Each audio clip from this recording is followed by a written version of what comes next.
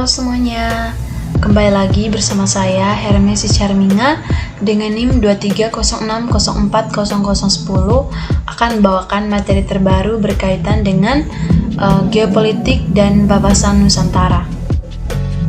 Baik, untuk tidak memperpanjang waktu, saya langsung ke materinya. Yang pertama, kita masuk ke subtema yang pertama berkaitan dengan geopolitik. Yang pertama, pengertian. Kata geopolitik berasal dari kata geo yang berarti bumi dan politik yang berasal dari bahasa Yunani politeia yang berarti kesatuan masyarakat yang berdiri sendiri atau negara, dan teia yang berarti urusan. Secara umum, geopolitik adalah cara pandang dan sikap bangsa Indonesia mengenai diri, lingkungan yang berwujud negara kepulauan berdasarkan Pancasila dan Undang-Undang Dasar tahun 1945. Yang berikut ada teori politik. Di sini kita akan mengenal lebih jauh berkaitan dengan teori geopolitik. Yang pertama, teori geopolitik Friedrich Ratzel. Pertumbuhan negara mirip dengan pertumbuhan organisme atau makhluk hidup. Kekuatan suatu negara harus mampu mewadahi pertumbuhannya suatu bangsa dalam mempertahankan kelangsungan hidupnya tidak terlepas dari hukum, dan apabila ruang hidup negara sudah tidak dapat memenuhi keperluan, ruang itu dapat diperluas. Yang kedua, teori geopolitik menurut Rudolf Gehlen. Teori geopolitik menurut Rudolf Gehlen adalah negara dalam sudut pandang geopolitik adalah suatu organisme hidup. Yang berikut teori geopolitik dari Haushofer. Menurut Haushofer, geopolitik adalah landasan ilmiah bagi tindakan politik dalam perjuangan mendapatkan ruang hidup suatu negara dalam mempertahankan kelangsungan hidupnya tidak terlepas dari hukum alam.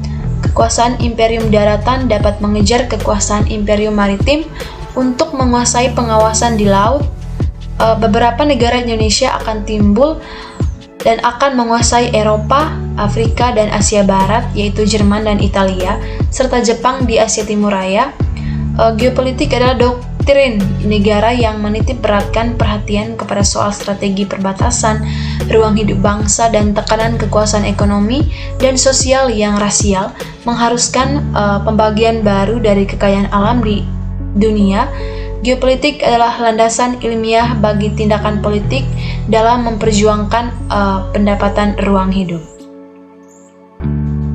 Yang berikut teori geopolitik berdasarkan Sir Halford Maxinder. Menurut Maxinder, konsep ini yaitu konsep kekuatan darat dan mencetuskan wawasan benua.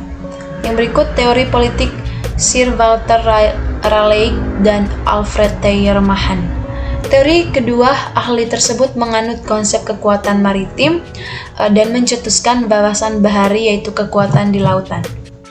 Yang berikut teori geopolitik William Michel, Albert Saversky, Julio Douhet, dan John Frederick Charles Fuller.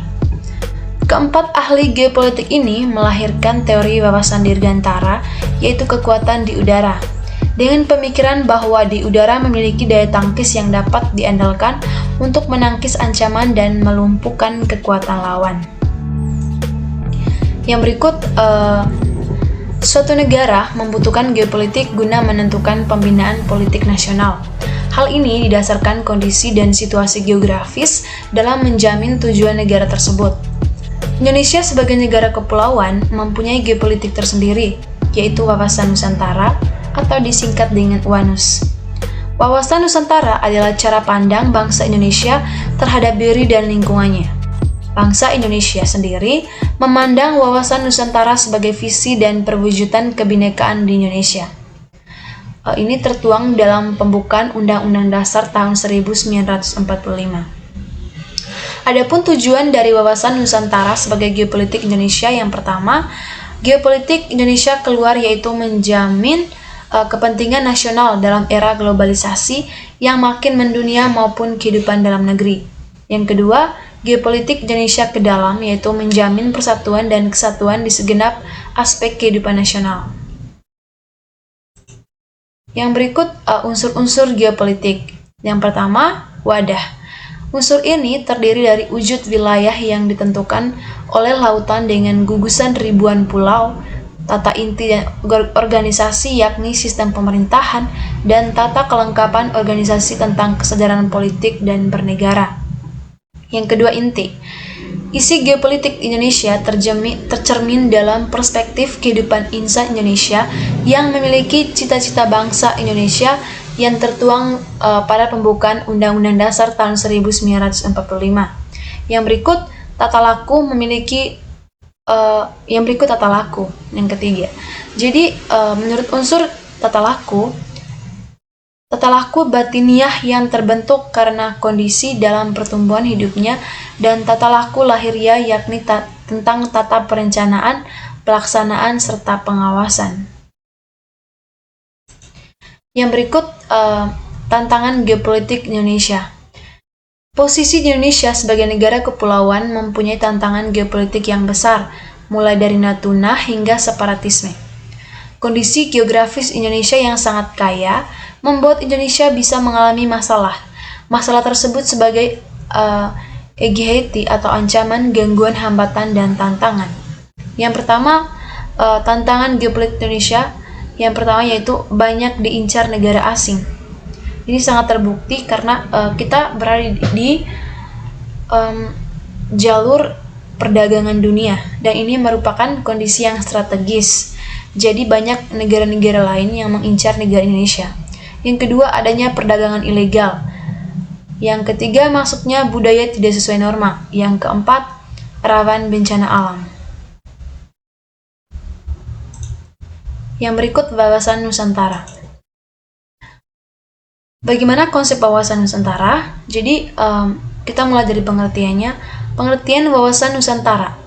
Wawasan Nusantara adalah pandangan yang menyatakan bahwa Indonesia merupakan satu kesatuan yang utuh, terdiri dari berbagai suku, agama, dan budaya yang berbeda, tapi saling menghormati dan bekerja sama dalam mencapai kesejahteraan bersama, juga menekankan pentingnya kerjasama antar wilayah dalam mengatasi permasalahan yang dihadapi dan dalam meningkatkan kualitas kehidupan masyarakat.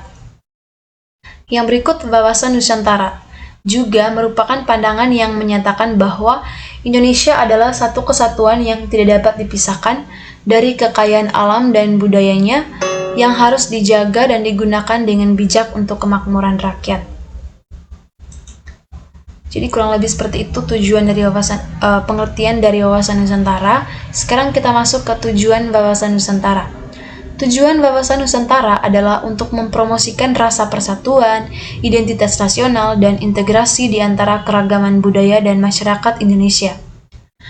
Konsep wawasan Nusantara juga dikenal sebagai wawasan kepulauan, di mana wawasan kepulauan ini bertujuan untuk memperkuat kedaulatan negara dan keutuhan wilayah, serta untuk mempromosikan pembangunan ekonomi dan sosial. Selain itu, mendorong pelestarian dan promosi warisan budaya unik Nusantara. Hal ini juga menekankan pentingnya keseimbangan regional yang merupakan konsep utama yang ingin dicapai melalui pemerataan pembangunan ekonomi dan kekuatan politik yang adil dan merata di seluruh negeri. Jadi kurang lebih seperti ini tujuan dari wawasan Nusantara. Secara garis besarnya, tujuannya ialah untuk mempromosikan rasa persatuan dan identitas nasional. Yang berikut, kedudukan wawasan Nusantara. Wawasan Nusantara telah dimasukkan dalam konstitusi Indonesia yang dianggap sebagai prinsip dasar negara, termasuk dalam kurikulum pendidikan nasional sebagai sarana untuk memajukan persatuan dan kesatuan bangsa dan di antara keragaman budaya dan masyarakat Indonesia. Jadi, kurikulum pendidikan nasional juga memasukkan materi berkaitan dengan wawasan Nusantara, karena ini merupakan hal yang penting untuk dipelajari demi untuk memajukan persatuan dan kesatuan bangsa. Konsep wawasan Nusantara memiliki posisi yang signifikan dalam lanskap politik dan sosial Indonesia. Hal ini adalah salah satu prinsip dasar negara Indonesia dan dianggap sebagai visi dan misi nasional. Gagasan tersebut telah digunakan sebagai kerangka pembangunan nasional dan politik luar negeri sejak awal. Hal tersebut juga merupakan salah satu prinsip utama yang menjadi pedoman dalam proses pengambilan keputusan pemerintah, khususnya yang berkaitan dengan pembangunan daerah dan keutuhan wilayah.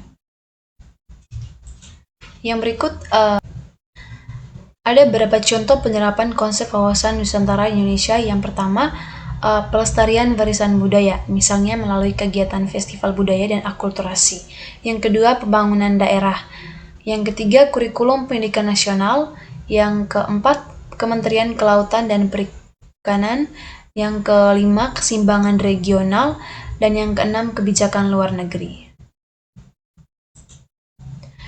Yang berikut kesimpulan, di mana materi-materi yang sudah saya jelaskan, saya mengambil kesimpulan di mana wawasan Nusantara adalah prinsip dasar negara Indonesia yang bertujuan untuk meningkatkan rasa persatuan, identitas nasional, dan integrasi di antara keragaman budaya dan masyarakat di Indonesia.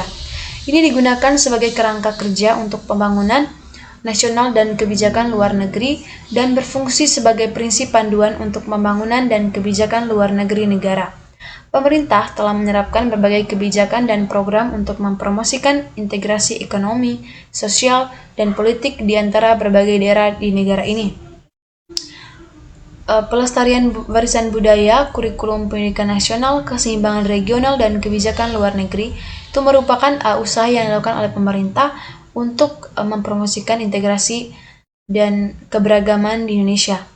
Yang berikut, konsep wawasan Nusantara menempati posisi yang signifikan dalam lanskap politik dan sosial Indonesia dan terus menjadi prinsip penting dalam pembangunan dan kemajuan negara. Baik, cukup sekian materi yang akan saya bawakan pada kesempatan ini. Mohon maaf jika ada kekurangan pengucapan, penulisan kata, dan juga kalau ada yang mau bertanya, silakan tulis di kolom komentar. Terima kasih.